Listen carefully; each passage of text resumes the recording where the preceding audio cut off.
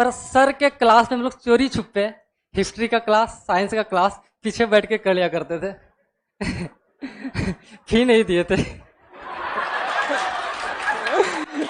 तो एक समय ऐसा आया था कि हम लोग डर गए थे, पता नहीं आगे क्लास कर पाएंगे नहीं कर पाएंगे, क्योंकि कुछ लड़कों ने नीचे बम पटक दिया था, शायद आप लोग को भी पता होगा।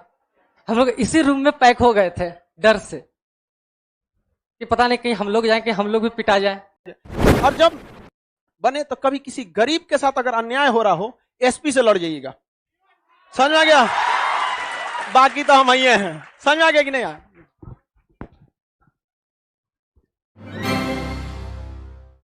ले ले दरोगा में चले, खुश रहे खुश रहे खुश रहे। अरे बाबू बाबू, अरे रे रे रे, नहीं नहीं नहीं बाबू, इतना पैर और नहीं पड़ो, एकदम बहुत बढ़िया, एकदम आशीर्वाद। देखो भाई, दरोगा हो गया इल्वी, और ये भी, इसमें भी दरोगा और बीपीएससी। मिठाई लाया मेरा? हाँ, इसमें कोई कमी नहीं, बाद में आशीर्वाद देंगे, पहले मिठाई निकालते। हाँ, तुम लोग थोड़ी खाएगा। ले फोटो खींचो भाई, इसका फोटो खींच दीजिए। वैसे भी भाई यहीं से हम डाल देंगे। जरा वो ले लेगा, इससे ले लीजिएगा, रख दीजिए।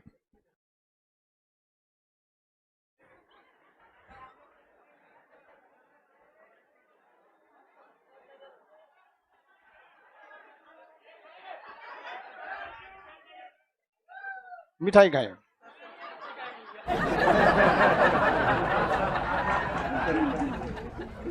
चलो भाई,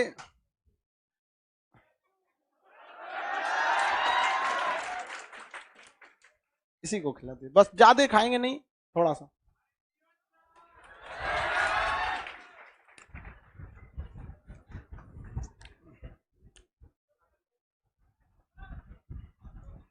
देखो, आप लोग के लिए मिठाई थोड़ी मिलेगा, सब भाई आपका रिजल्ट होगा आपको मिठाई मिलेगा, रिजल्ट नहीं होगा आपको मिठाई खुद लाना पड़ेगा, हम अपना थोड़ी खा रहे हैं। देखो, ऐसा नहीं है कि हमको मतलब मिठाई एक पेट भर के खाते हैं, लेकिन एक अपने आप में एक खुशी होता है कि आदमी इतना मेहनत करता है, गला फाड़ता है, रिजल्ट हो जाता है।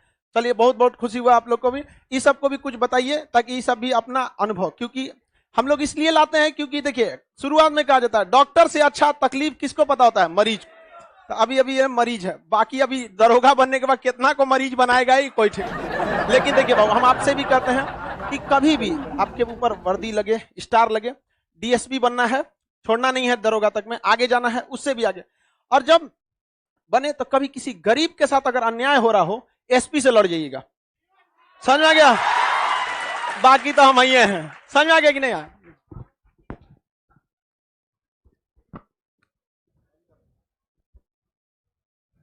थैंक यू सर, आप सबको जय हिंद। पीछे हमारे दोस्त हाथ हिला रहे हैं साथ में। सिलेक्शन कुछ कारण से नहीं हो सका था उन लोग का। जब हम लोग मेंस का यहाँ क्लास करते थे तो एक समय ऐसा आया था कि हम लोग डर गए थे, पता नहीं आगे क्लास कर पाएंगे नहीं कर पाएंगे, क्योंकि कुछ लड़कों ने नीचे बम पटक दिया था, शायद आप लोग को भी पता होगा। हम लोग इसी रूम में पैक हो गए थे डर से कि पता नहीं कहीं हम लोग जाएं कि हम लोग भी पिटा जाए। और उसके बाद ऐसा हालात हुआ कि हम लोग का पॉलिटी खत्म हुआ, उसका तो लॉकडाउन लग गया। पर सर के क्लास में हम लोग चोरी छुपे हिस्ट्री का क्लास, साइंस का क्लास पीछे बैठ के कर लिया करते थे। फी नहीं दिए थे। उसके बाद सर इतना कुछ बता दिए थे कि लगातार होली में जो हम लोग घर से आए थे, उसके बाद लॉकडाउन लगा और कंटिन्यू डेट पे डेट, तारीख पे तारीख, तारीख पे तारीख मिलते गया मेंस का। लास्ट में जाके 29 नवंबर को हम लोग का मेंस हुआ, और जिस अकॉर्डिंग सर बताए थे पढ़ने के लिए, बस उसी हिसाब से पढ़ते गए हम लोग। लगातार अपने लाइफ में पटना में 8 महीना एक्सटेंड करना बड़ी मुश्किल की बात थी। उस समय अक्टूबर में मेरी मम्मी का ऑपरेशन था, मेरे घर से फोन आया, और मेरी मम्मी एक इंजेक्शन लेने से भी डरती है। अब भागलपुर में ऑपरेशन चल रहा था, मम्मी बोली कैसे होगा, कोई नहीं साथ में। कोशिश किया, ट्रेन भी नहीं चलती थी कि घर जाए। मम्मी फोन पे रोने लगी, लेकिन नहीं जा पाए। मम्मी बोली एग्जाम है तुम्हारा अगले मंथ, कुछ नहीं होगा। मेरी बहन, मेरे भाई, जिया जी सब थे उनके साथ, लेकिन हमको घर नहीं बुलाई मम्मी। और आज तक जितना भी हम फेड प्रैक्टिस करते थे उससे ज्यादा नंबर हमने मेंस में प्राप्त किया।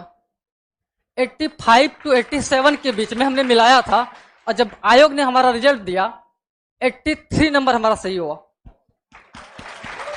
और जिस टाइम हमारा रिजल्ट हुआ था कट ऑफ 70 प्लस था, कुछ याद नहीं आ रहा है।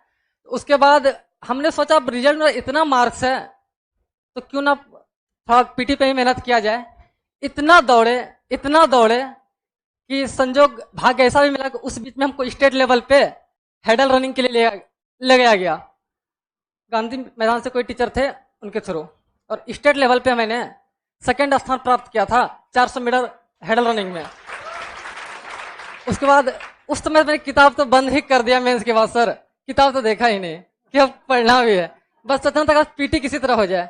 चेस्ट नहीं पूरा था मेरा, 1 सेंटीमीटर चेस्ट घट रहा था, डर था कि चेस्ट में कहीं छटा ना जाए। मैंने जिम पकड़ लिया, उसमें जिम भी किए। क्यों सर? अरे नाम बताओ।